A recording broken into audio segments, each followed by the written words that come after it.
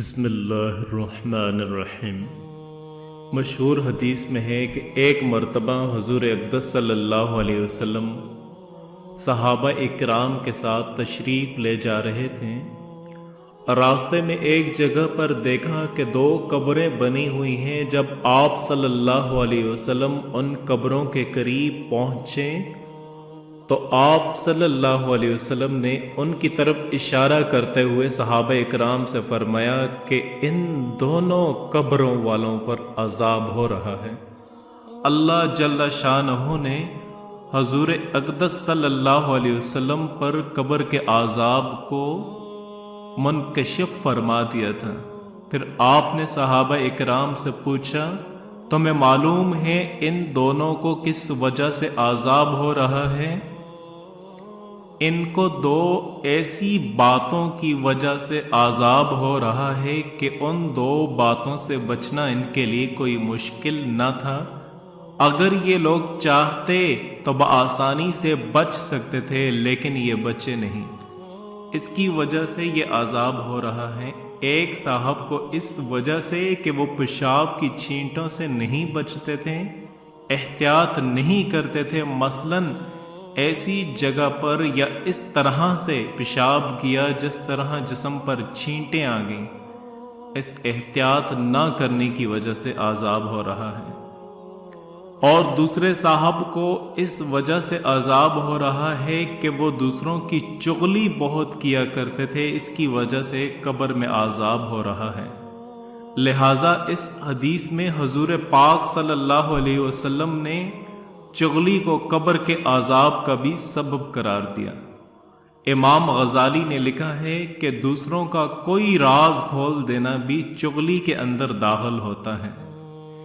ایک حدیث شریف میں حضور اقدس صلی اللہ علیہ وسلم نے ارشاد فرمایا کہ مجلسوں کے اندر جو بات کی جاتی ہے وہ بھی امانت ہے۔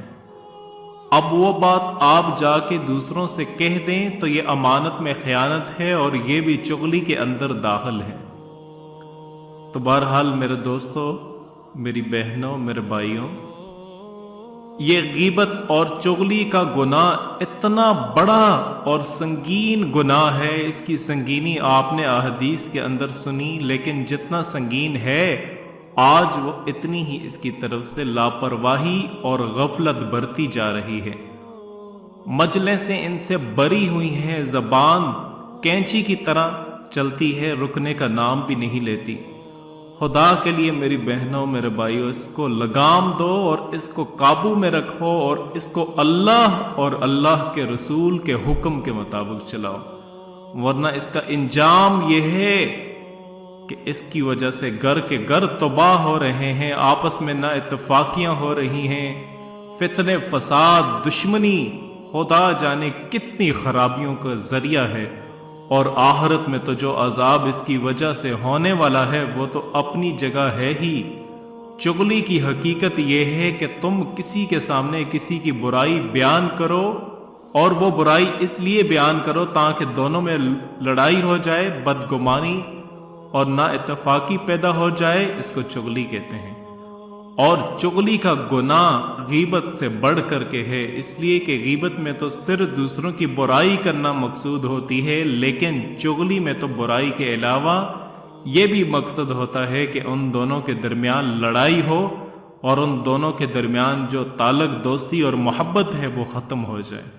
مثلاً ساس نے بہو کی باتیں سسر کے سامنے کہیں یا اس نے شوہر سے لگائیں، اب شوہر بھی بیوی سے ناراض ہو رہا ہے اور سسر بھی بہو سے بدگمان۔ یہ چغلی ہے اور حرام ہے۔ آج کل یہ مسئلہ عام ہو رہا ہے۔ گھر کے جتنے لوگ ہیں وہ ایک دوسرے سے کٹے ہوئے ہیں، اس لیے کہ ہر ایک اس چغلی کی مصیبت میں پھنسا ہوا ہے، جس کی وجہ سے گھر کا نظام درم برم ہو گیا ہے، گھر کا سکون غرق ہو گیا ہے، اور آخرت میں بھی اس پر بڑا عذاب اور وبال ہے۔ قرآن اور حدیث میں اس گناہ کی بڑی سخت وعیدیں اور سزائیں بیان فرمائی گئی ہیں۔ حضرت ابن حارث فرماتے ہیں کہ رسول خدا صلی اللہ علیہ وسلم نے ارشاد فرمایا کہ کسی بے عیب پر عیب لگانے والے اور چغل خوری کے لیے چلنے پھرنے والے ان دونوں جماعتوں کا حشر کتوں کی صورت میں ہوگا۔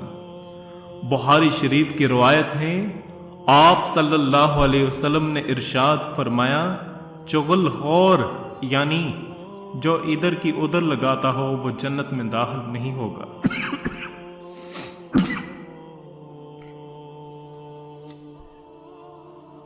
میرے دوستوں، میری بہنوں، میرے بھائیوں، میں آپ کو خدا کا واسطہ دیتا ہوں، ان دو گناہوں سے بچیں۔ یہ آپ کے اپنے اوپر ہیں، آپ کے اپنے ہاتھ میں ہیں۔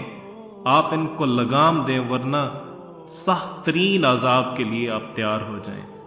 آخر میں آپ سے یہی ریکویسٹ کروں گا کہ اس حدیث مبارکہ کو جہاں تک ہو سکے آپ شیئر کریں، دوسرے مسلمان بھائیوں تک ضرور پہنچائیں، تاکہ جو ہمارے مسلمان بھائی اس فتنے میں مبتلا ہیں وہ اس سے دور رہ سکیں۔ شکریہ۔ Subscribe to our channel by clicking the subscribe button.